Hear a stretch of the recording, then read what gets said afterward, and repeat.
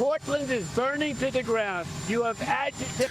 It's so crazy, bro. It's just, what are we doing? Whenever I hear the president just fucking routinely lie like this, in a way that's so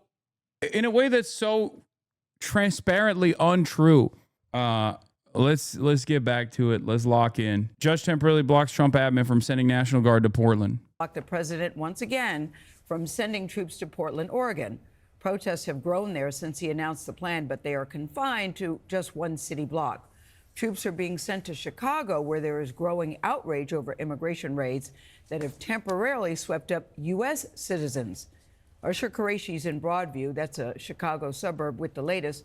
Usher, good to see you. What can you tell us? Good morning. Well, after days of federal immigration raids and counter protests in Chicago, the Trump administration over the weekend said it would deploy 300 Illinois National Guard troops here over objections from the state's Democratic governor. Protests against immigration and customs enforcement turned ugly in and around Chicago over the weekend as people faced off with law enforcement, and tension at times boiled over into physical altercations following days of ICE raids and counter demonstrations.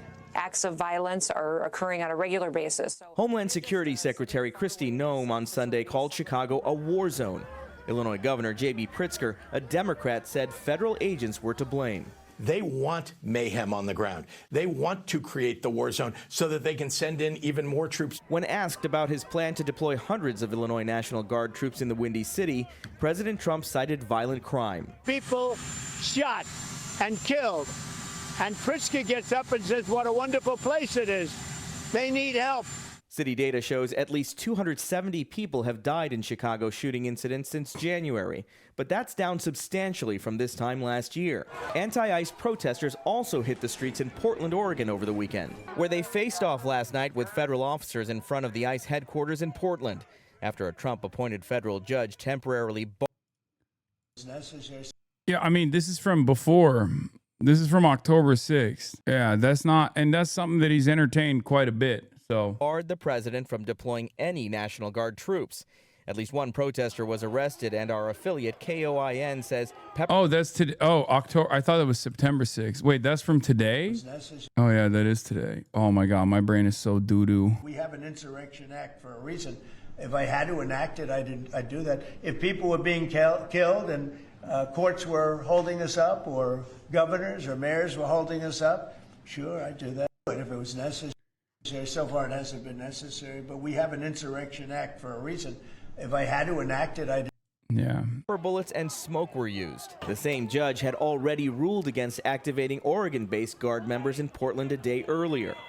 However, in what appeared to be an attempt to circumvent that decision, the Trump administration Sunday reassigned roughly 200 California National Guard troops to Portland. And Texas's Republican governor confirmed he'd authorized the federal use of 200 troops in several cities, including Portland. Portland is burning to the ground. You have agitated. It's so crazy, bro. It's just, what are we doing? Whenever I hear the president just fucking routinely lie like this, in a way that's so transparently untrue, because he's not even like trying to massage the narrative. He's just actively coming out and being like, nah, the sky is actually not blue. It's a different color. It's a different color you've never seen before. It's green. Everybody knows the sky is green. It's not blue. You don't need oxygen for survival. Everyone knows you don't need to breathe. You can just see I'm doing it. It's just, he can just sit there and be like, they're burning down Portland. Portland is on fire. And because so many people are never going to go to Portland, and so many people are already operating under the assumption that Portland is on fire, they just look to this dumbass and go, yeah, he's right. He's so right. Portland is on fire. Please, Mr. President, kill those people that are lighting Portland on fire. Insurrectionists. Now, we should mention that our producer in Portland told before those clashes at the ICE facility, the city was calm and those protests have been contained to a single block. The city even hosted its annual marathon yesterday. As for Illinois, the governor says his state is among the places Texas troops are now expected to deploy. Nate? Usher, thank you. Meanwhile, Meanwhile, in Chicago, sources telling Fox News police there were told to actually stand down on helping ICE agents who are in danger. Mike Tobin. How dare they? How dare they? Look at this narrative, by the way. They're presenting this as though like Portland is so captured by socialist anarchist radicals that even the administrators in Portland are trying to stop ICE from operating. Or sorry, Chicago as well. Same thing.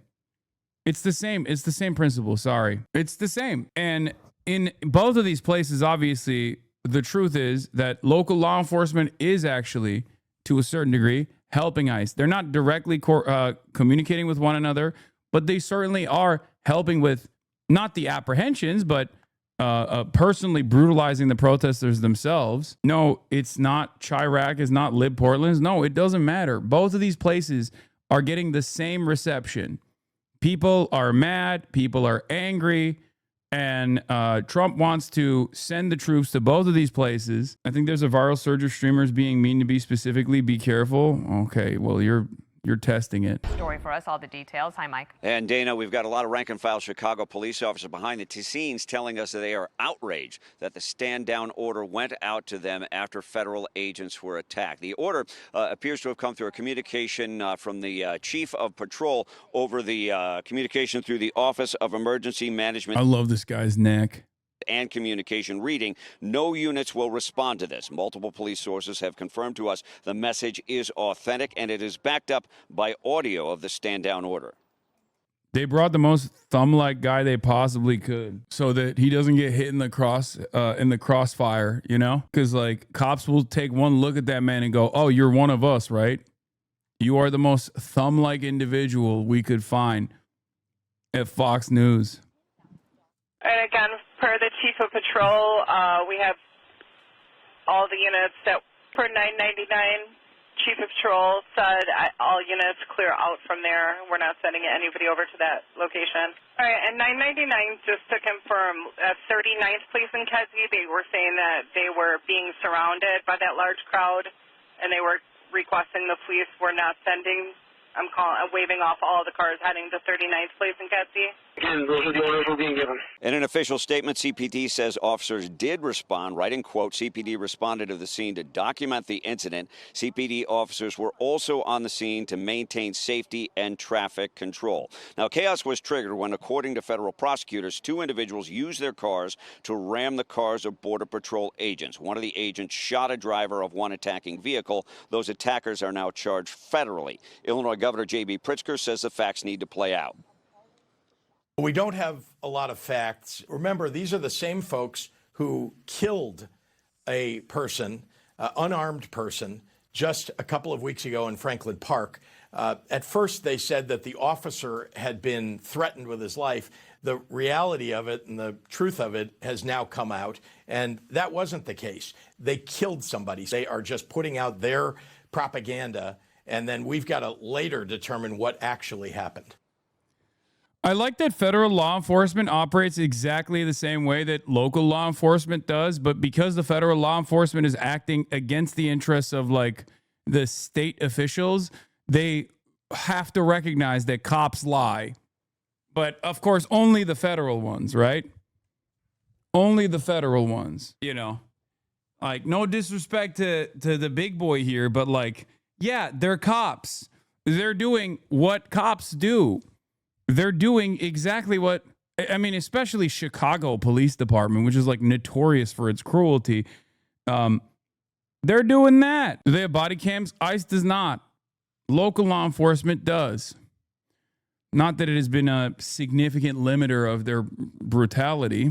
They find ways around that all the time. Plus, there's not really a major accountability structure anyway, with the exception of like public pushback and protest. But yes, ICE is even less restrained than the minimal restraints that exist for local law enforcement after years and years of Black Lives Matter protests. ICE do have cams as to how these two people were allowed to go free. This one's in Chicago, had them anyway. No, they don't always have it. What is this? Oh my God. That's such a funny look. Most major metropolises have a civilian complaint review board, which of course is limited in effectiveness. There's no equivalent for federal law enforcement. Yeah, Big Brother's always watching, baby. 300 Illinois National Guardsmen have now been called up for a 2-month deployment to Chicago. What you're looking at right now is video of the scene that triggered that particular radio call. Tear gas and pepper balls were deployed into the crowd after agents said they were attacked. But meantime, as I just mentioned, 300 Illinois National Guardsmen have been called up for a 2-month deployment to Chicago to protect federal personnel and property. Also, Texas National Guardsmen, 400 of them, have been called up for deployment to both Illinois, to Portland, and an undetermined location. Back to you, Dana. All right, Mike, thank you. Hey, it's Will Kane. Click here to subscribe to the Fox News channel on YouTube. This escalates. J.B. Pritzker says Trump is sending in troop as a pretext for the troops to Illinois as a pretext for the Insurrection Act is true. It is interesting that this admin, in all of its cruelty and in all of its incompetence, is forcing at least like some of the more competent administrators to finally push back with. I mean, there's significant limits here to what they can do, but they're trying to do it nonetheless.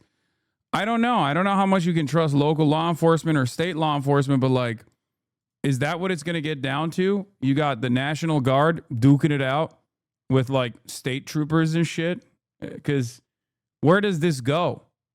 And I don't even know if the state troopers or state and local law enforcement would actually do that, would actually entertain pushing back against the National Guard anyway. What I do know, however, is that it's not going anywhere good. It doesn't look like it's going anywhere good anytime soon. However, there has been a funny instance of cops receiving, local law enforcement receiving a fraction of the pain that they push on the regular population. There's a video out there of, I think, ICE tear gassing local cops or something. Is this it? Is this the one? Chicago police officer was seen with watery eyes, coughing and struggling to breathe after what could have been tear gas or smoke was released this afternoon at 39 in Kedzie, where a protest against ICE was taking place.